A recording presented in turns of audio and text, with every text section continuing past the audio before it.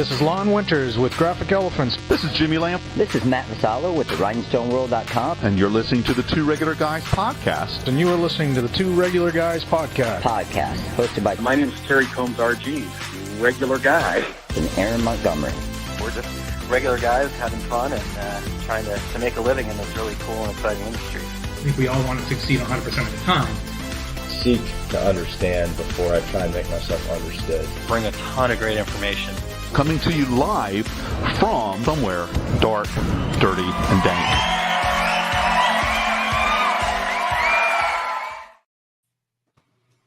All right, welcome into the show. It is Friday, July 28th, 2023.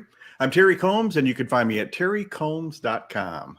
And I'm Eric Campbell. You can find me at ericcampbell.com. And I am obviously sitting in for the inimitable Aaron Montgomery, who is in the background pushing buttons. So the only buttons I get to push today are Terry's. However, the great thing is we're doing an embroidery topic, which is really in my wheelhouse. So I jumped in to share, but especially because we have a talented, amazing designer digitizer, Joe Kramer, who's here to join us talking about elevating your embroidery toolbox. So incredibly exciting stuff and cannot wait to see what he's sharing. Also, I have to remind you guys, we have our new segment coming up, The Secret Sauce. It's at the end of the show, and I'll be serving up this helping of the sauce myself. All right. All right, that sounds great. Yeah, I mean, can't wait to see Joe here. Like, we've had him on before, but he has great creative ideas, and I know people are going to get a lot out of it. Yeah, absolutely. And so we can get to that quickly. We've got Graphics Pro with lots of news for us today. Yeah, Matt has awesome stories, and we can't wait to hear more.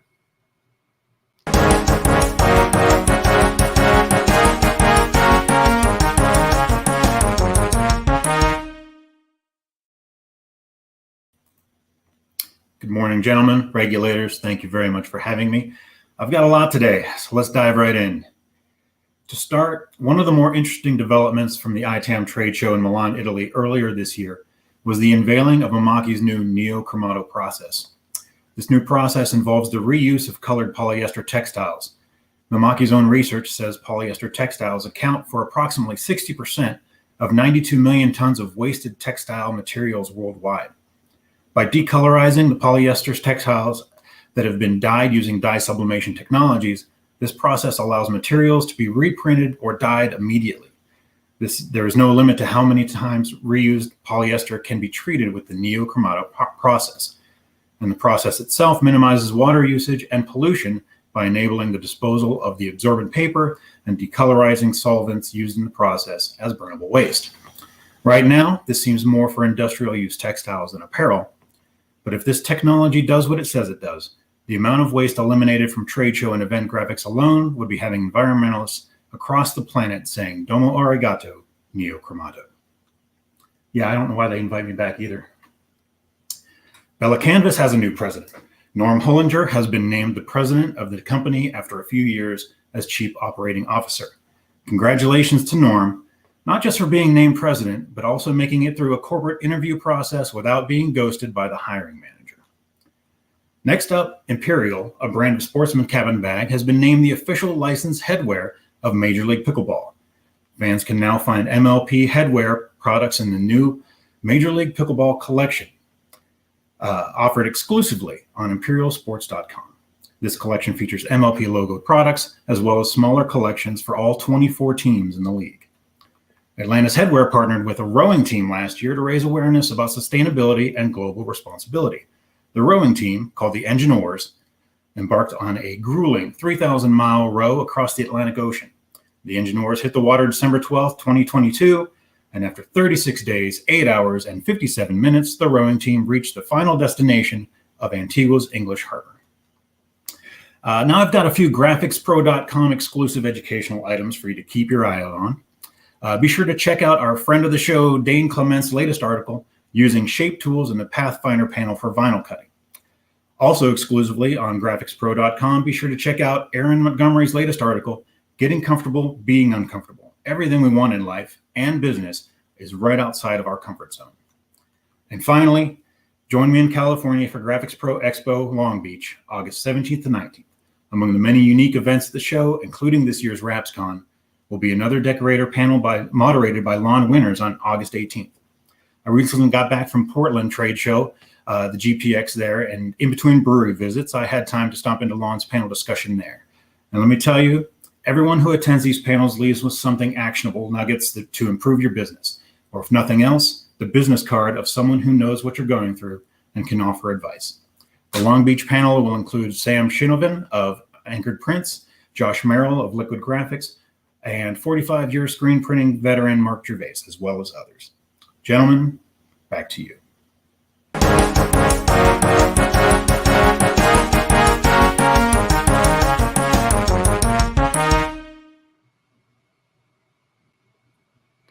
All right, lots of information, but brief and to the point, and always with a little bit of dry humor. I have to say, I have to mute my mic every time. So I'm going to say kudos to Matt because I mute my mic every time he's on when I'm on the show because I laugh every single segment. I didn't quite hit mute fast enough for myself. So when I started to laugh, but so you got a half of a laugh there. But so, Eric, have we all run out of names for sports? We've got cornhole. We've got pickleball. Really? There's no names left that sound like a sport. I was more just wondering, like Major League Pickleball. I've missed that coverage on like ESPN 8. I think I probably have not been tuning into sports for some time because I didn't know that we had a major league for pickleball. But hey, if that's what you love doing. And I was flipping channels one day, and I'm like, wait, is that McEnroe playing pickleball? And everybody playing were former tennis stars. That's awesome. I guess it's slow pitch senior league tennis. Oh man, still great stuff. And honestly, hey, who doesn't love merch? So like I said, I support anybody who's making merch and enjoying it. So awesome stories. Thank you again from Matt from Graphics Pro, and go check out all the great educational stuff that's on there too. So stuff from Aaron, great. Like I said, educational stuff about using your tools and making the best of them. And go check out GPX. I mean, gotta love getting together. We all really believe in trade shows. And that's something that we're always going to promote. All right, we do have a few people jumping in today, and I'll grab some comments just briefly. Cindy King is jumping in saying good morning. We got Darren, lots of folks jumping in. Kingsbury Crafts, Chuck Peterson, all popping in. We got Todd from Fat Dad Wholesale, David Gross also jumping in. So like everybody jumping in. Doug, Lyndon, hi everybody. So glad to see you guys talking together. We've got Jerry in. Justin Armenta says, good morning. Excited about this one, guys. We're excited too. Joe's an awesome guy who knows a lot about what he's doing and really does serve up some interesting stuff that you guys need to know. Mark coming in as well. And love to see everybody talking with each other in the comments too. It's great to see everybody kind of hanging out. Love that you regulators are all having that community feeling. We love it. And Woody also in, but lots of folks jumping in, as well as Jeremy Picker from Amber Creative. So he's jumping in as well. So Jeremy, thank you for joining as well. And for lending us your guy, Joe, for a minute. Well, I'm sure you got stuff that you guys are always cooking up at Amber. So lots of great folks tuning in, and we also can't wait to check this out. Hey Jeremy, welcome Colorado back to the Big 12. Glad to have you back. There's always something. I heard the sports guys sports to the hardest today. I'm glad you know what you're talking about, my man. Angela also coming in from Denver, and Rena saying hello. So without further ado, though, I know I love to have everybody coming on talking, but we all know what we're here for. Terry, I believe this one may be your fault. But we have a dad joke. Word might have leaked out that I have a really, really good dad joke today, and that's why so many people have logged in here and ready to go. First thing Aaron said was, now everybody gets to see Eric shake his head in real time, and I'm pretty sure you're going to get that today. All right, folks. So without further ado, Terry, I think you got a dad joke for us. Okay, here goes. Eric, why did the vegan cross the road? I don't know, Terry. Why did the vegan cross the road? To tell yet another person they're a vegan. Yep. That'd be anybody that knows a vegan out there is laughing. Though I did put this in the comments. This is actually my fault. I said, send any and all complaints to terrycombs.com, which is my addition to the dad joke today. I couldn't put the parentheses, but yeah, go ahead if you want. We're processing last August's complaints, so we will get to you. I hear we can get a virtual assistant for you to handle your complaints department, Terry. Kim Johnson with the massive face palm. Gotcha, Kim. Oh, come on. That's funny stuff, Kim. Todd from Fat Dead Wholesale says, of course, following up as usual, there wasn't much meat on that joke. Oh, Todd, you get the head shake That's too. pretty good too. No, Todd. All right, Eric. Don't encourage him. Before we go any further, we want to thank everybody for checking out the Two Regular Guys podcast. We need your voices. We would love to have the regulators participate in our new show intros. Go to decorators.ink./intro and read a few sentences and be a part of every show. We've gotten a few good ones, but we would love to have some more voices, and the more the better. We are always looking for new guests. So if you or anyone you know would like to join us, go to calendly.com/2 regular guys to book a future episode, or email us at info@2 regularguys.com with your show ideas. If you are listening to the podcast version of the show, we would appreciate you sharing the Two Regular Guys podcast with your industry friends so they can become regulators too. And we would appreciate you giving us a review on Apple Podcasts, Spotify, iHeartRadio, Amazon Podcasts, YouTube Podcasts, or maybe all of them. Anywhere you're listening to podcasts, you will find us there, and we would love a review. If you're watching us live right now, please join in with your comments and certainly your questions, and we're looking forward to a great show today. Absolutely. And without further ado, we're going to go ahead and bring in our friend of the show, Joe Kramer. Friend of the show, Joe Kramer. Awesome. Thanks, guys. Thank you so much for having me. All right. Looks like we have a little bit of a delay on your end, but we'll see. Hopefully we can keep you going. Hopefully we can keep you going. All right. Oh, yeah, let's see what we can do. So we can hear Eric. Yeah, unfortunately, we're getting a full. Yeah, unfortunately.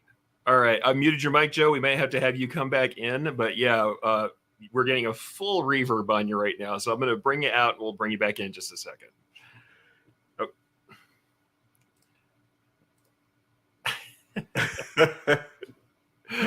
All right, sorry about that, folks. We'll go ahead and jump back in. 5 minutes ago, we're having a conversation. It was fine.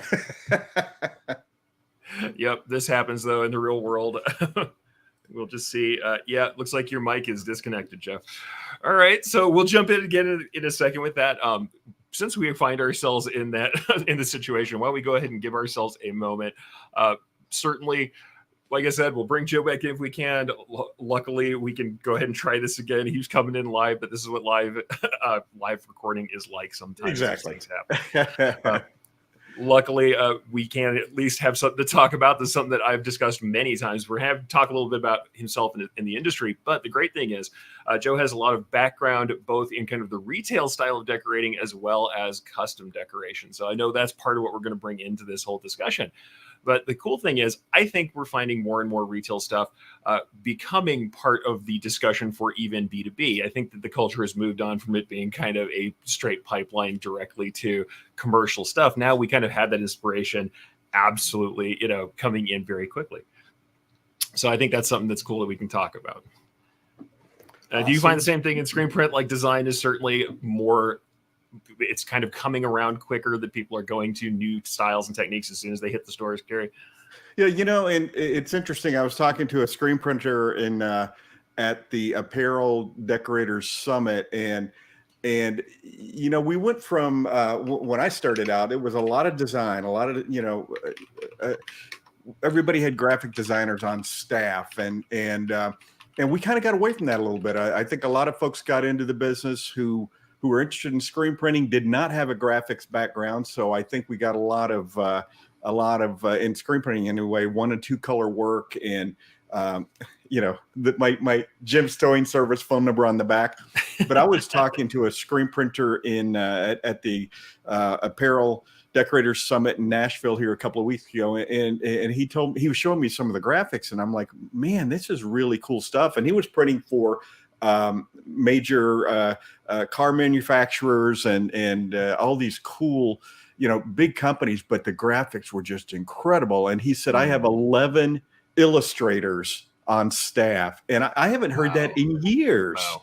But it's maybe it is coming around full circle, and the opportunity also with other decoration methods where it's a little bit easier to do those full color, those the graphics that that were outside the reach of a lot of decorators before. Oh, for sure. You know, it looks like Eric Yeah. or Aaron is ready to give us a try again. Yeah, let's go ahead and bring Joe back in to see if we can go. Hopefully this will work a little bit better this time. Can you guys hear me all right? You're in sync. Yeah, unfortunately, we hear me too. Is the only problem. Man. So yeah, if I'm still on speakers, you may want to throw me on headphones. Nope, now you're gone. Oh man, live stuff is always hard. Maybe just hold up stuff you've done and we can talk now. No, right? Yeah. Okay. All right. Well, we heard you that last time, and now I don't hear me. So let's see. Are we good? Wow. I touched nothing. That's exactly how Okay. live shows go, right? You're good. All right. Sounds like we're good again. All right. Okay. Let's Hey, roll with this one. Let's roll with it. Seems like we're working. Don't know why Absolutely. you're having that problem. Well, thank but you so hey. kindly for having me on again, Aaron and Terry. Of course, it's always a pleasure with spending time with Eric. So thank you guys so kindly. No problem. Yeah. So I think on this today's show, I wanted to show you a bit of a self-promo piece that Amber Sure. Creative created. And if you guys haven't, our audience, hasn't caught it on YouTube, I definitely would encourage you to go over to our YouTube channel, which is Amber with a 3 instead of an E, Okay. Creative on YouTube. And just because we try to make shorts, we try to make very digestible little nuggets of our creativity, from start to finish. Yeah. And so one of the items that I really want to show today is our orchid hoodie, which was one of the funnest I've had. I mean, it was a really awesome project, and it's one of those projects that I really like to show because it's not applique, but it is a really fun way to do multimedia. So in this particular case, we actually did an oversized screen print, and then we put direct embroidery over the top of it, which is there's a lot of little odds and ends that I want to show about that. If we can maybe show some imagery here for the wonderful audience here. See if we can make that work. Yeah, well, let's throw something else in the mix. Why not? Yeah, right. Well, we know you come from like a major background with, like I said, applique and retail decoration. I mean, feel free if you want to introduce any of that too while we're kind of rolling here. But we know that you do that, and also that Amber Creative has lots of good retail styled, high design kind of pieces they do.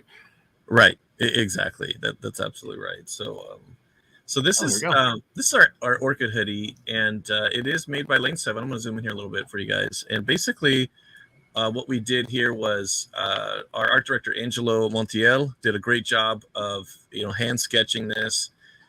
We had a lot of inspiration, as you can see here. We wanted to throw some just all kinds of awesome stuff in here. And a couple points I really wanted to make is one is the 306 you see here is actually what, at least in my industry, when we started doing a lot of this type of hand yarn stitched emulation on machine embroidery, we call it a whip stitch, but it's basically just a jagged multi-pass satin is basically what it is.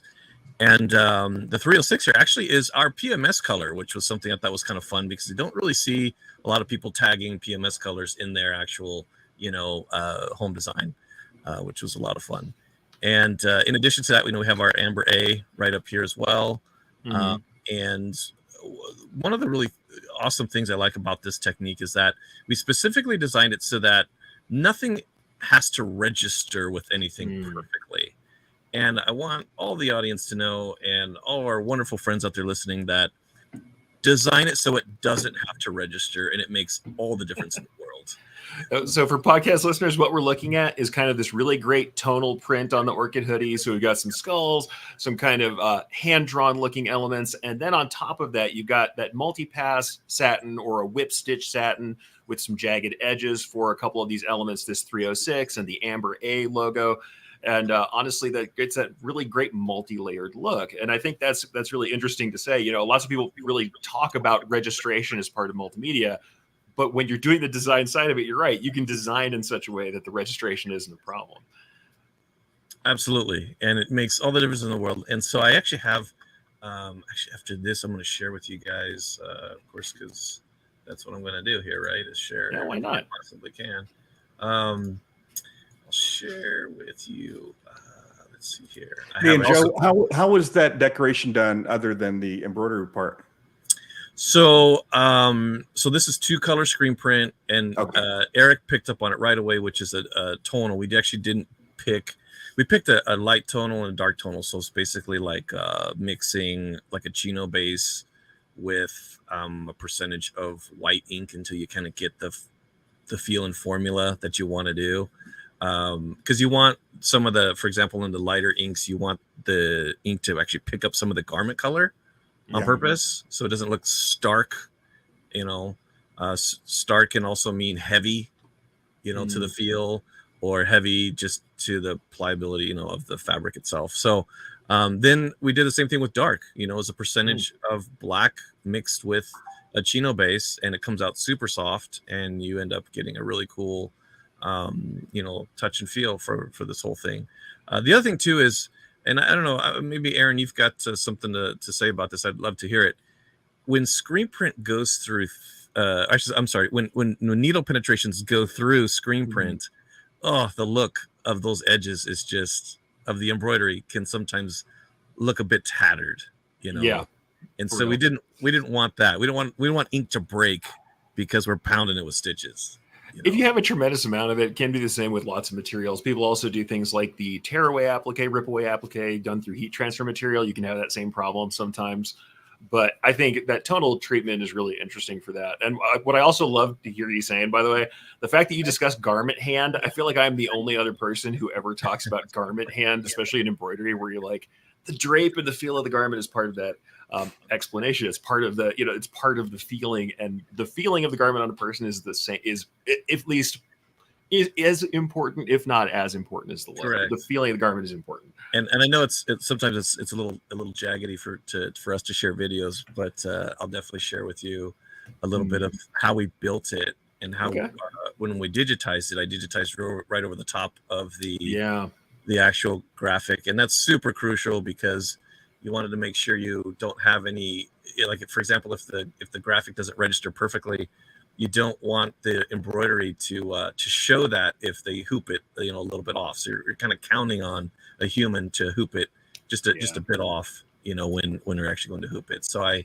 went through and I made this little short video and turned on and off the background so you could see, the method of madness. And then after this little clip, I threw in a clip of my camera slider actually showing the final product. Lovely piece.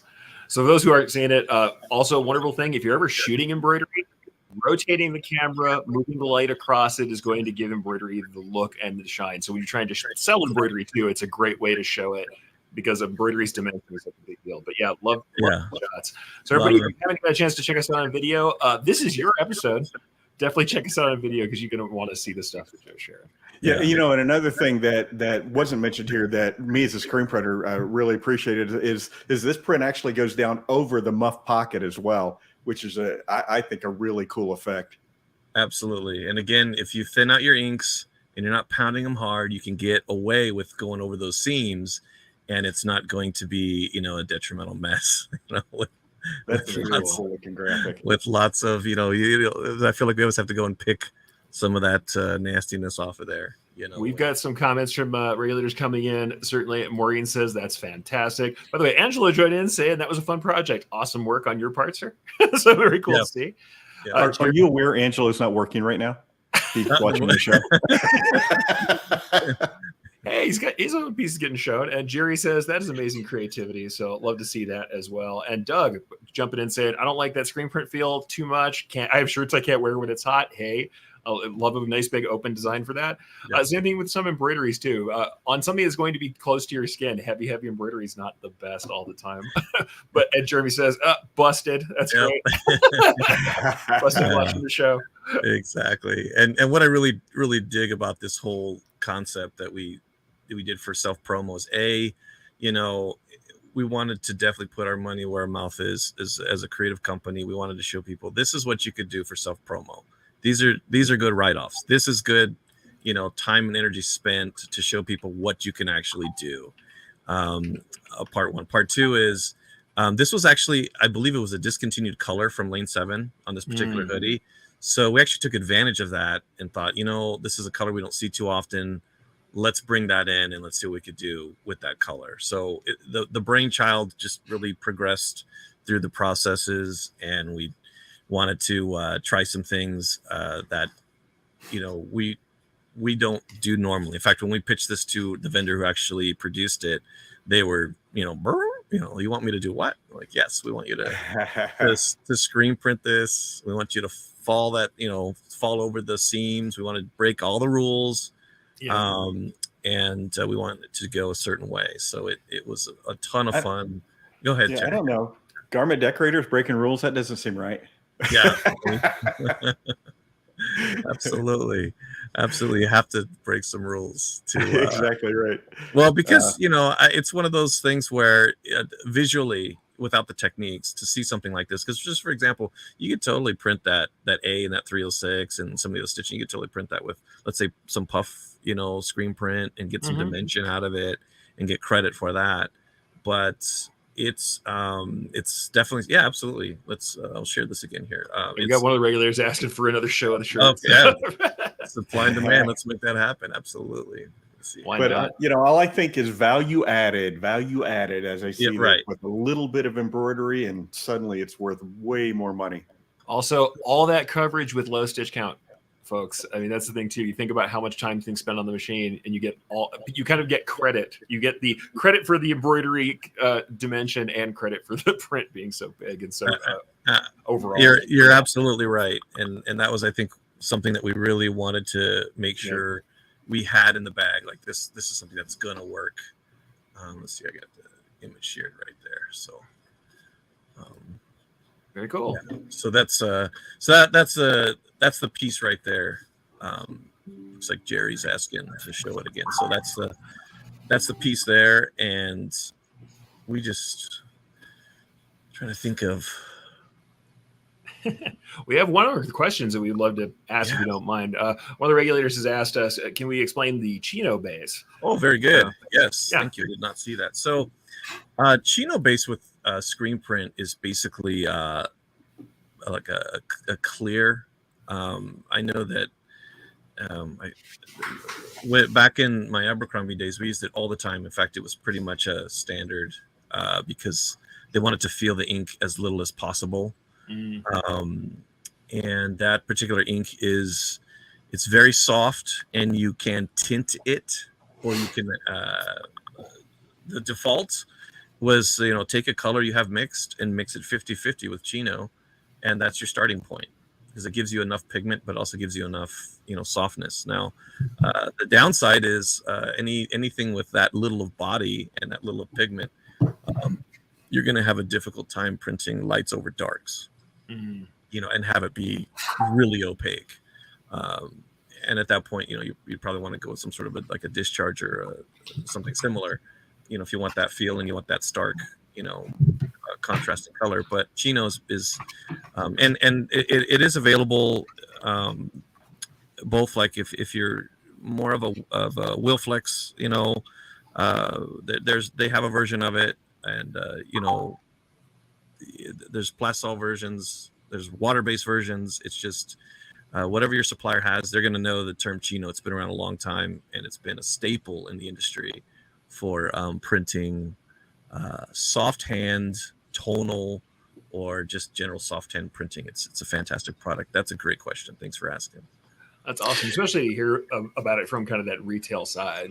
That's something I don't think everybody kind of gets, that it's a little bit different. Some of the processes might, and some of the terminology can be different. Absolutely. Yep. That's exactly right. So thank you so much, gentlemen, for letting me share that one. Absolutely. Our YouTube shows it a much more of an intimate process from the actual very beginning. In fact, I think I have some clips of Angelo sitting there drawing it out. And when he's working. Absolutely. Oh, he said he's multitasking. Come on. Yeah, heck of a multitasker for sure. So. Well, more of the videos from Amber at youtube.com/@Amber Creative. And that's Amber with a 3. We always do 2 regular guys with a 2. Well, Amber Creative with a 3. Amber with a 3, exactly. Absolutely. Wonderful. So definitely check that out.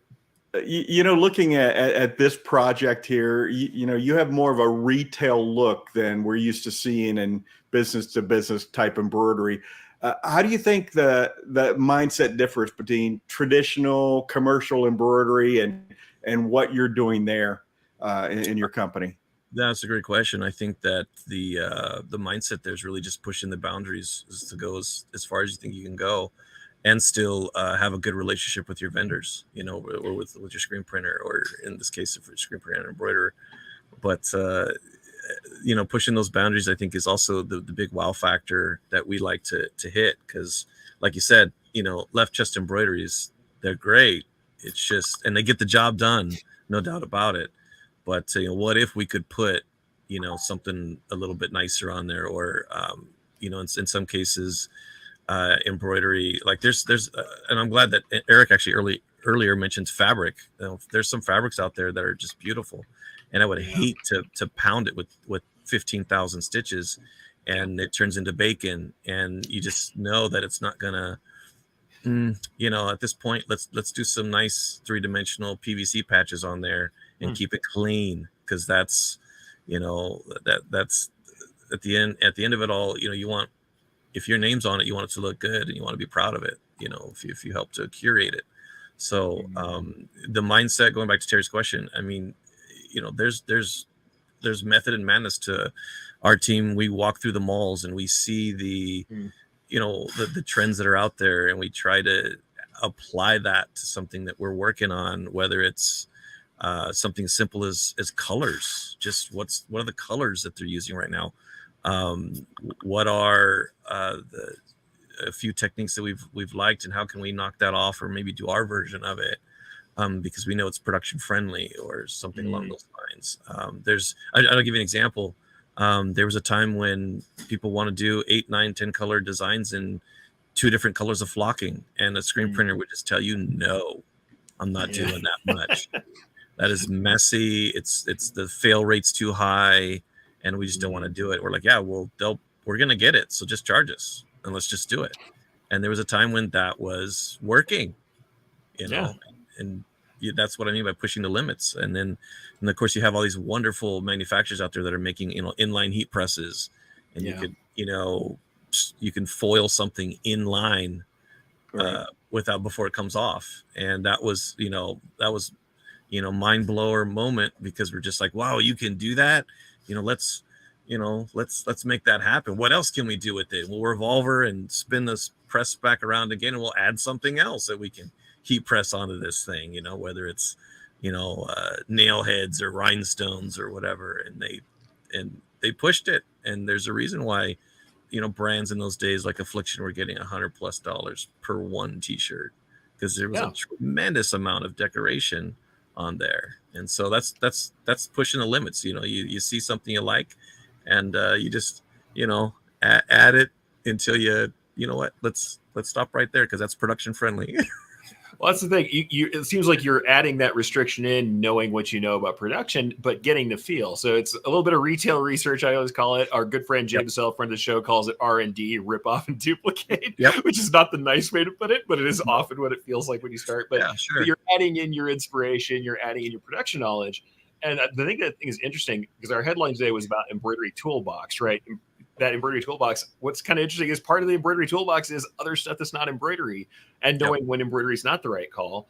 But when you're talking about the Embroidery Toolbox, what other things do you kind of bring into it? Is it literal tools? Is it more materials, software techniques? Are you just looking at all of that? Like, what do you consider the kind of embroidery arsenal that you bring to this? For sure. I think something as simple as going on, if you don't have the means of, let's say, cutting fabric in-house.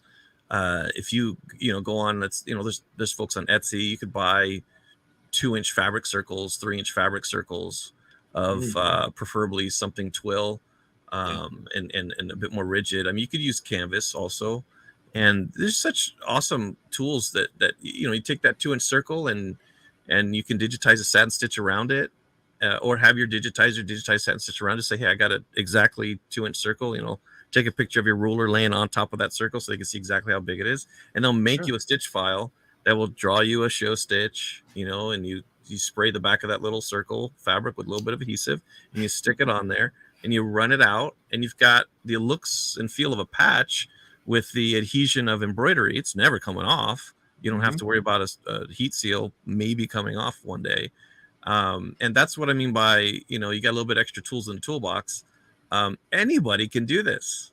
Small shops, big shops. This is something that's really easy to do. You can even get, instead of, let's say, sealing up the edges, you can actually utilize the exposed edges and get to 100% organic fabric and do the exact same thing.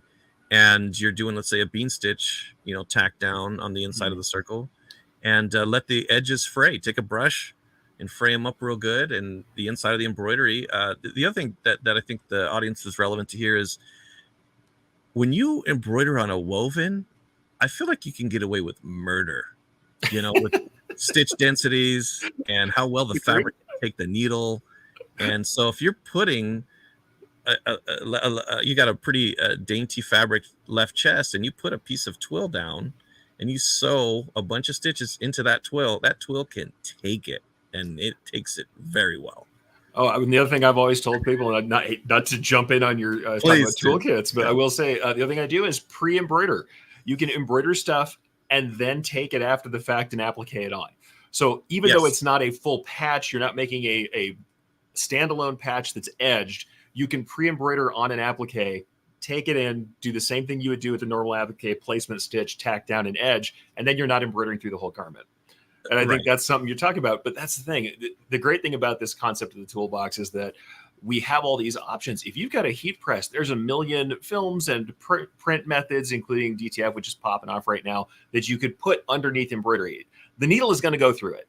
I mean, there may be some ragged edges or stuff that you have to deal with that we talked about earlier, but the needle will go through it. You'll be able to do all manner of multimedia. And if you design for it, it works pretty well.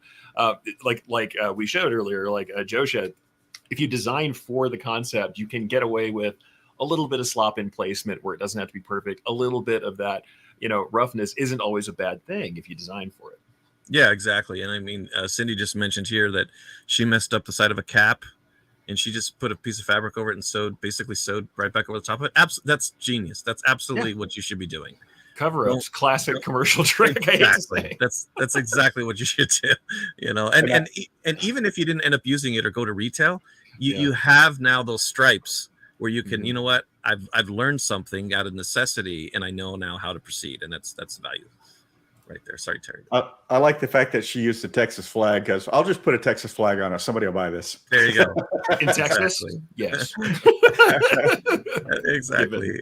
And the other circle back around to essentially the same question is, why would you want to do this? And I think the biggest reason you'd want to put a piece of fabric down, not just because it can handle a lot of stitches, is so you don't have to use a lot of stitches to create a field of stitches. And especially on, let's say, a dad hat or something doesn't have a lot of buckram on the inside and stability, that fabric moves around so much. You have to put so much underlay down to get that hat to stay put before you even start your fill. And even that's no guarantee that you're going to end up with a circle. You're going to end up with an egg-shaped oval, and you're going to have to really use a tremendous amount of pull comp and whatnot to get that final satin to kind of go around and trim it all in. And even that point may not be perfectly round.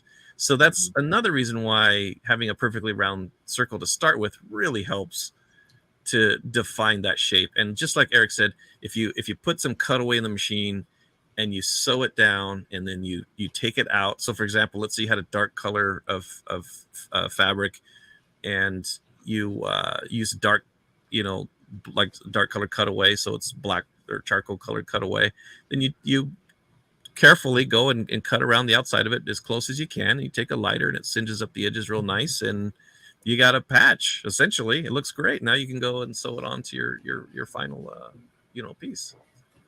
Absolutely. I mean, the reality is that it's about pricing things and making sure you can cover the labor, but everything from embroidery machine plus scissor up to big $500,000 bridge laser is on the table for making applique and patches work. I mean, these things will all work. It's all about the time you got to put into it.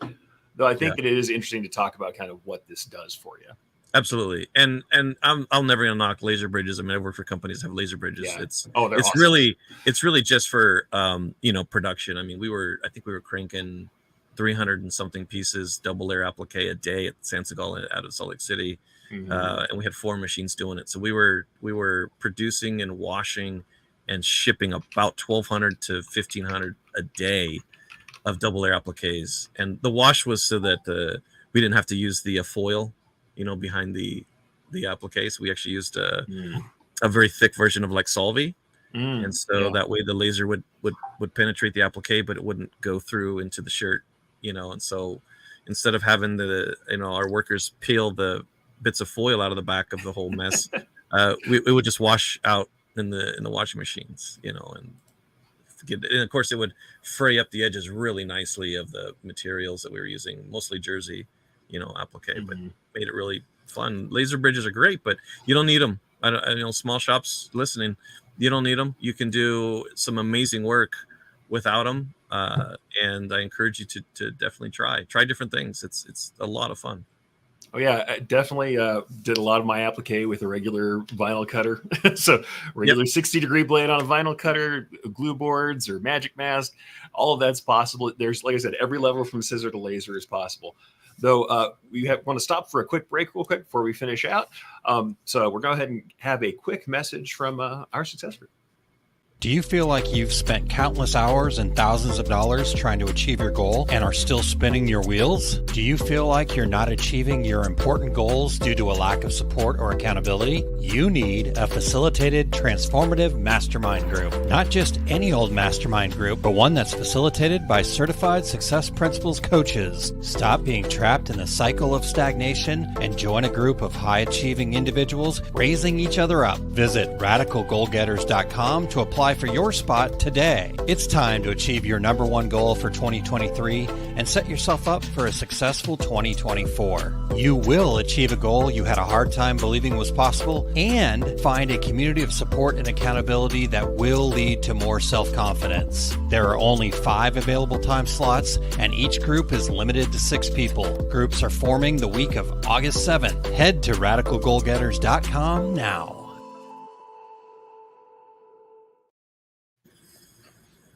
All right. Very good. Well, so, obviously you're looking to elevate design and execution in your work. So why do you think that's important to shops out there or our listeners? What effect does elevating your work have? Yeah, great question. I think that when you can think outside the traditional box, Terry, you brought up a good point about just regular left chest versus this retail look. I think at the end of all things, offering your customer that retail look is it's important. You don't want to necessarily do it for every customer because it's not always going to fit. But what I find is the greatest tool that we have is to push ourselves is the courage to do it. Now, a lot of this happens, behind the scenes, a little bit, off script, if you will. But I find that being able to create to do our best creations, we need to find proper inspiration. And I think that inspiration comes from all over. It's taken me a great deal of my career to learn that, I don't know everything, and that's okay. And that the learning that we can share together, which is, if you really think, that's why we're doing this podcast. That's why we're sharing things like this with the world. Is because we don't know everything and we want to share what we do have, because all it's going to do is spark, more and more creativity down the line. And I think that's probably the most profound thing that kind of hit my brain when for your question, Terry, is that we, as artists, we are, I believe it's our duty to invoke emotion in others.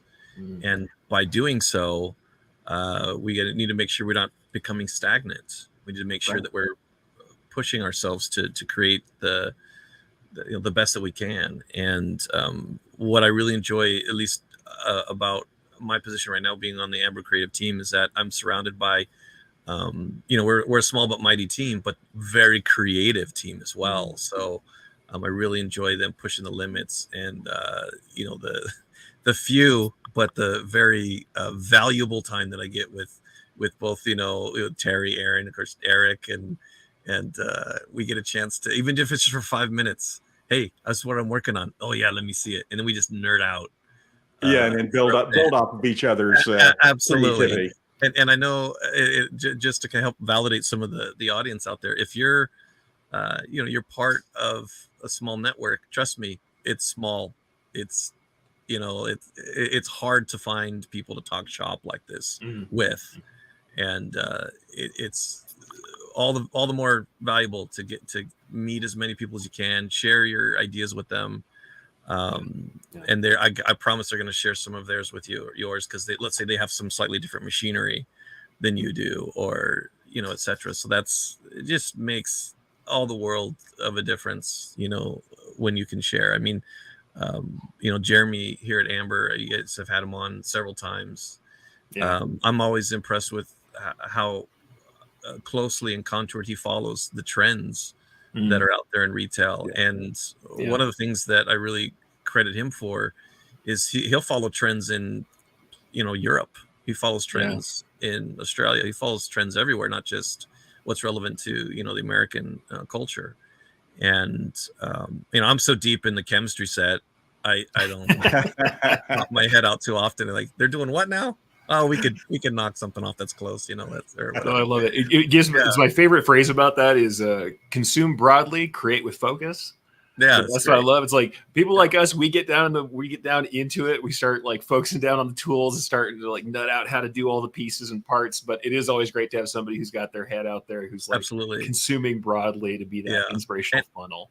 Exactly. And the how, I mean, we're talking about, these awesome, concepts, but the how is really, if one resource obviously is to try to create that network and be kind and be nice and share what because I promise it'll reciprocate back to you.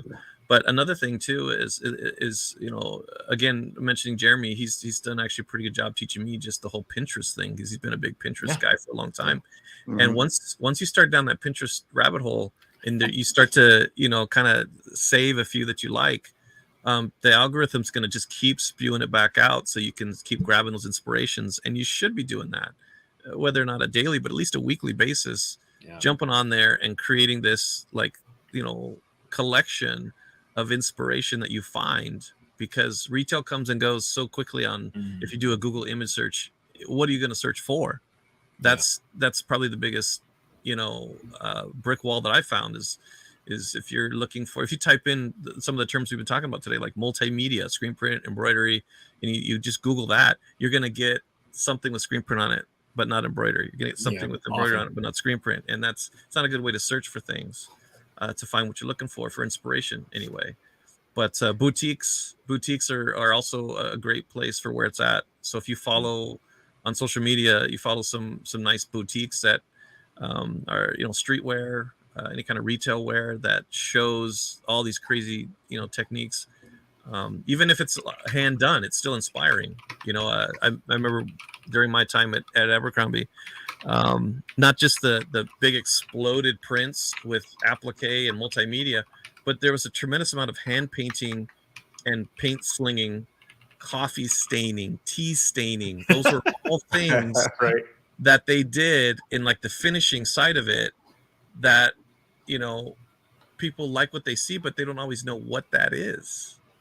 And that's another tool in the toolbox. Not necessarily embroidery, but it's a tool in the toolbox nonetheless, where you could take a fabric that you really like and then go coffee stain it or tea stain it, because it will naturally take on a darker hue than you originally started with, and then go make your circles from that. I think I saw like Fiskars even has like a circle cutter where you fold the fabric in half and you stick it in the machine and you boom, here's a circle. It's so simple. It could be a rectangle, circle, anything. Well, and there's suppliers. I mean, a good friend of the show also, all the folks at Stalls. You can have them cut anything you want out of any of their materials. And there's nothing wrong with doing that. It's not cheating to have a provider give you the right materials for the work. I mean, really. That's a great point. Worth doing.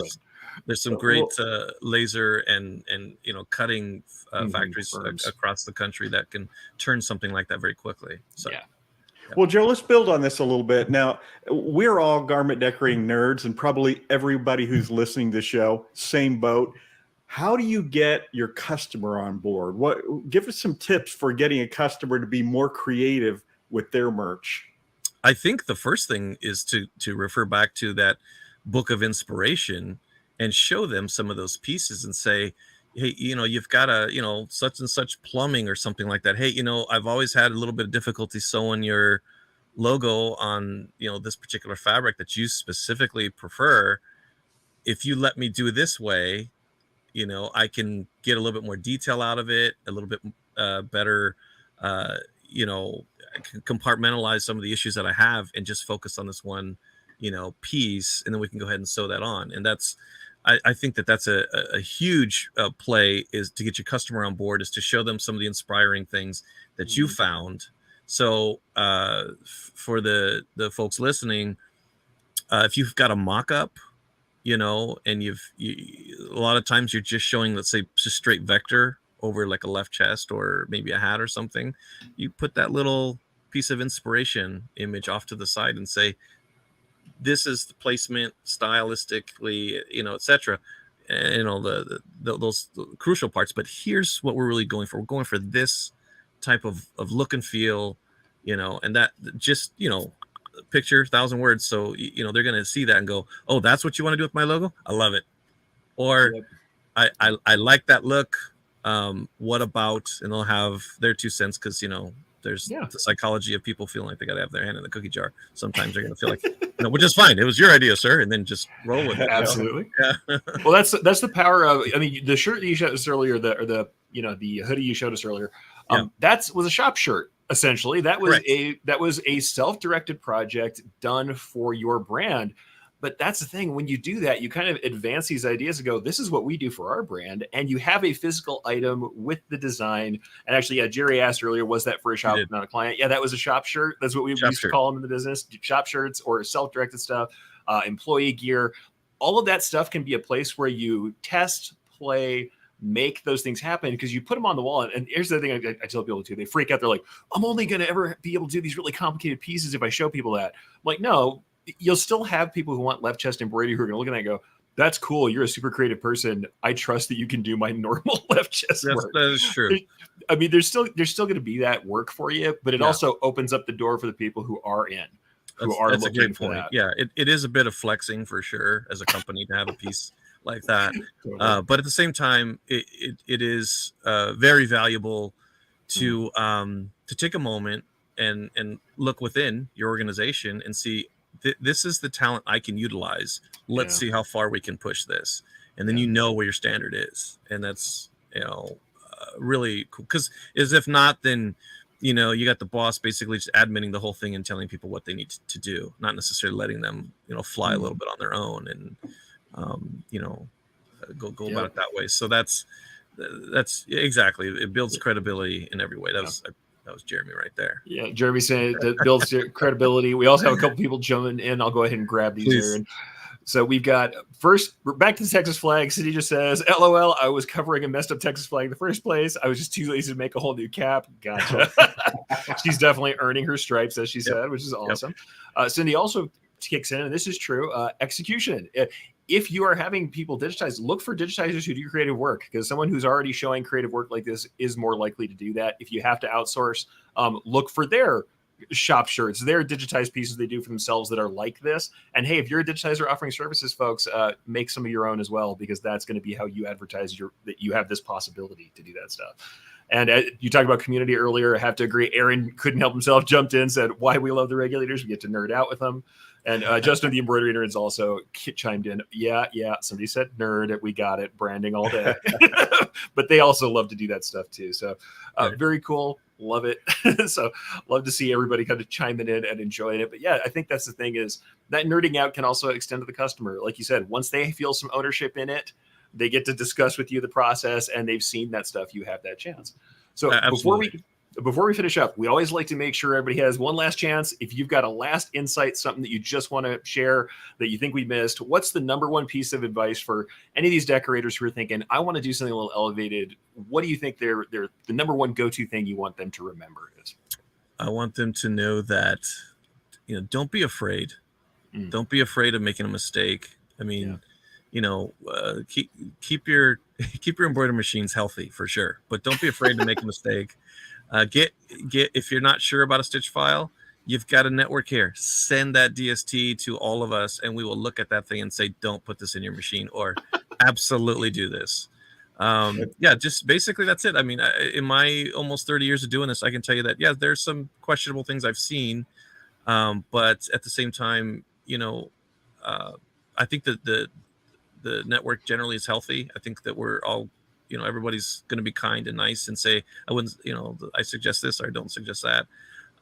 But I think that that's what I want them to know is don't be afraid, because you're going to learn. Again, we kind of refer back to the stripes. You're gonna need to learn these things, and I wish I could just do that and everybody now knows what I know, but it doesn't work that way. Beat it into their heads, right? Yeah. We all wish we could, but that's why we all educate so much, right? That's why we're all out here educating, because we want to save you the hours and hours of us banging our heads into the machine trying to make something work, right? But at the same time, it's part of the process.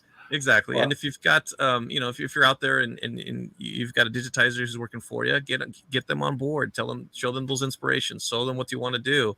Mm-hmm. And again, if they don't know how, great. Now you need to go find somebody who does know how, and put all that all together. But don't let it intimidate you, because it's I promise you that these techniques that you see out there that you feel like, oh man, one day I'm going to do that when I have this better machine. I promise you, your current machine can do it. You just need some tweaks.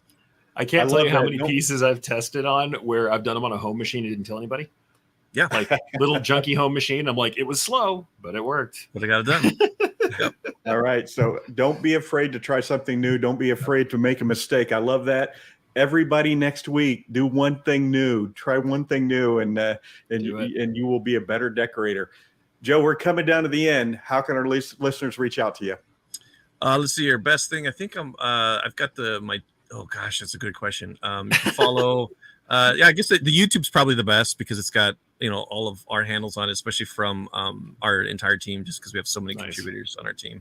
But yeah, I think our YouTube's probably the best, and kind of go from there. Because I'm also on Twitter, which is Applique.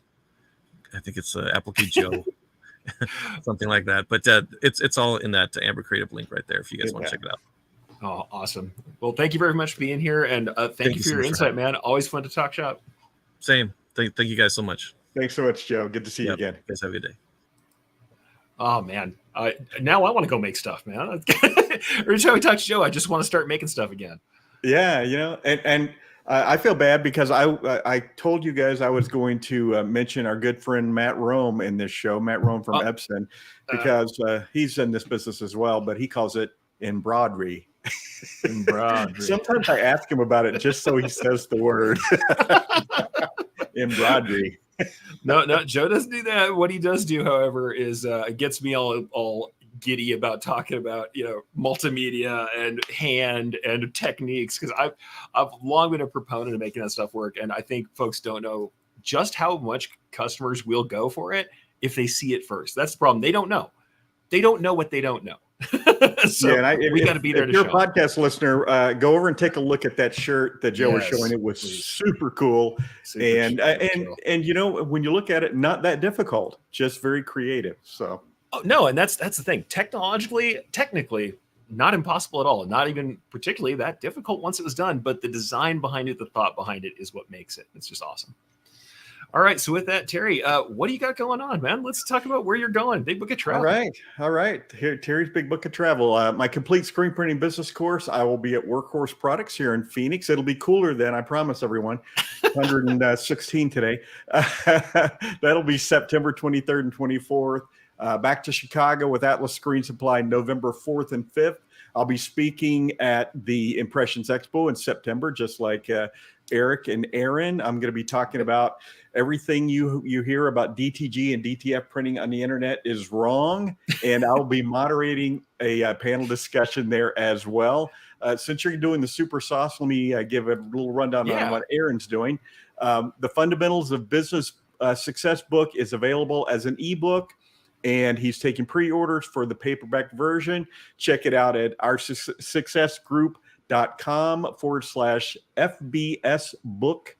The book is all about ditching the daily grind and finding the fun in your business with 13 fundamentals. It's a no-nonsense guide that helps you lay a key foundation for long-term success. Aaron's also going to be at the Impressions Expo Fort Worth, doing a day before workshop, the ABCs, design, print market, with the Magic Touch custom apparel.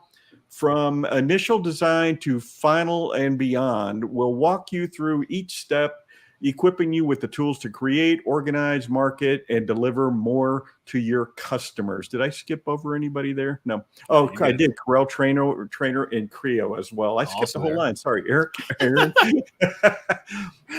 And just one more reminder, there's a limited time to join Radical Gold Getters. Don't kick yourself for missing out on this opportunity to really transform yourself and your business. RadicalGoldGetters.com. Groups will start the week of August 7th, so right around the corner. How about you, Eric? What do you have? Today, we have the take-up coming up with something I know doesn't sound as creative as today. I'm feeling like, man, I missed my day. I should have been doing like creative applicant multimedia today. But today, I'm going to talk about something a little more down-to-earth. Episode 162 is selecting supplies, defining factors for needles, thread, and stabilizer. I'm going to talk about how we select materials for particular projects, which is part of doing the multimedia, frankly. And what we practice versus what we preach, because sometimes we hear a lot of specialty stuff that you're supposed to do, but in production things go a little bit different. I'm going to talk about all that and spill a little bit of the tea about how we actually get down on the production floor. So head over to ericcampbell.com and click the Take Up tab at the top for links and a full playlist of all 162 episodes of me going about an hour and a half, which Aaron points out most weeks. Going long, as I often do. So 2:30 Mountain Time live every Friday if you want to join in with your insights. Also, you see me at Impressions Expo Fort Worth, these two wonderful gentlemen who I'm often sharing the stage with, but I'll be presenting Embroidery's value proposition. So for once, not technical stuff, talking about sales and how to present embroidery and a little bit about getting people on board to creative work, believe it or not. So that's what we'll be doing, showing up here shortly. It's coming up sooner than you think. Impressions Expo Fort Worth it's going to be on us before you know it. Our slides are due August 11th, Eric and Aaron. I'm lucky. This is not a fully new one. I've taught this one before, so I'm not developing a new class right now. All right, folks, with that, why don't we get into some secret sauce?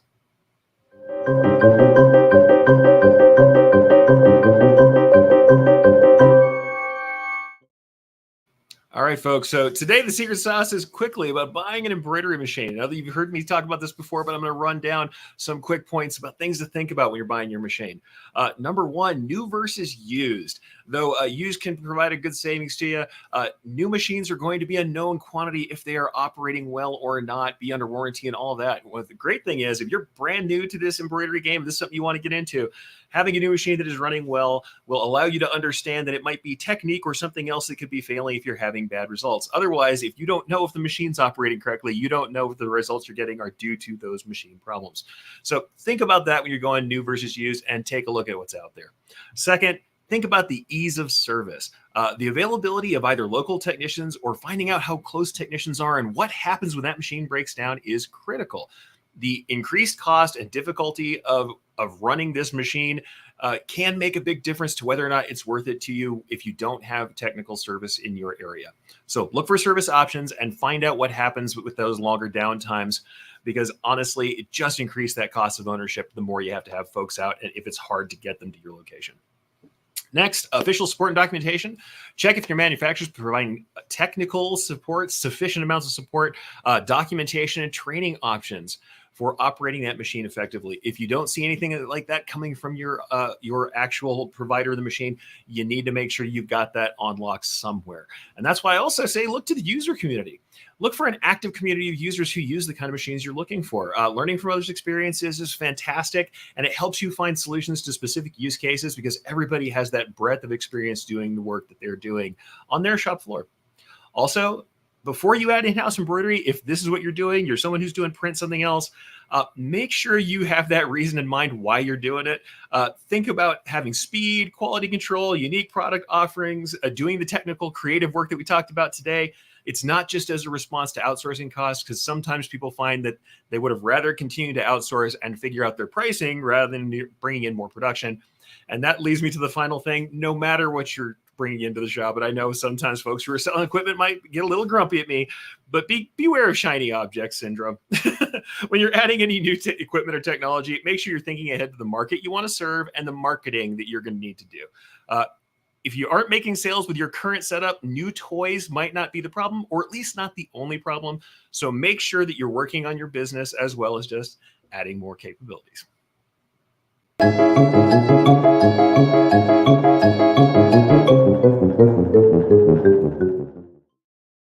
All right. With that, I think we've come to the close of another show. I mean, a little bit over, but a wonderful show with lots of inspiration. And despite some hiccups at the beginning, Joe really came through with us and gave us some great stuff. So thank you, Joe, for coming on and sharing all that wonderful inspiration with us today. And total flip. Thanks, Aaron Montgomery, there in the background, for being our show producer today. And putting up with me pushing buttons when I wasn't supposed to. Thank you, Aaron. Sorry about that, my man. I did see a note that says, Eric can't help but push buttons. It is almost impossible. Between this show and doing my own show where I have to talk and push the buttons, I couldn't let my hands off it. So if there were any problems, blame them on me. It was probably me doing it. All right. So next week, we're not quite ready to announce next week's guest yet, but we're efforting some awesome folks in the industry. So stay tuned. Like I said, same Two Regular Guys time, same Two Regular Guys channel. We will be here providing the same kind of industry education that you know and love. So check our channels and we'll share it as soon as we can. All right. Until then, I'm Terry Combs. He's Eric Campbell, sitting in for Aaron Montgomery. And that was the Two Regular Guys. Here we go. We're out. Awesome. Thank you for listening to Two Regular Guys. Check out our website at tworegularguys.com. That's the number 2, regularguys.com. You can also interact with us over at our Facebook page, facebook.com/tworegularguys, or send us a tweet, twitter.com/tworegularguys. And we have a YouTube page. You can find all that from our website, tworegularguys.com. Thanks for tuning in, and we look forward to spending some time with you again next week.